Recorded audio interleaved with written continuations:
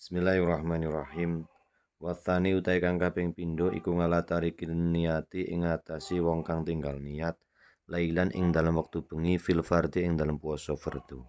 Wathalithu utai kang kaping telu iku ngalaman ing ngatasi wong Sulaiman tasahara kang saur sapa man tingkahanane saur donan hale nyono bako al-laili ing tetepi wengi. Keri-keri fabana mongko pertelo apa hilafu sulayane don.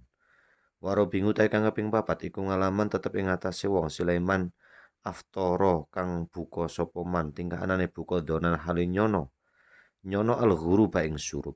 Keri-keri fabana mongko pertelo apa khilafuhu sulayane don aidon hale malih. Wal khamis tae kang kaping 5 iku ngalaman tetep ing atase wong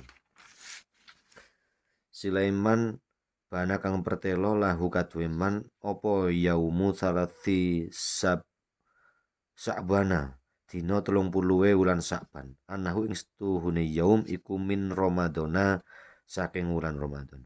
Wasadisu te kang kaping 6 iku ngalaman tetep ing ngatasé wong Sulaiman sabakohu kang wis ketranjur ing man apa maul mubalaghati banyu kang bangetake bayane min matmadate nyatane saking kekemu wastin syakin lan ngisep banyu nganggo irung. Wallahu alam bisawab.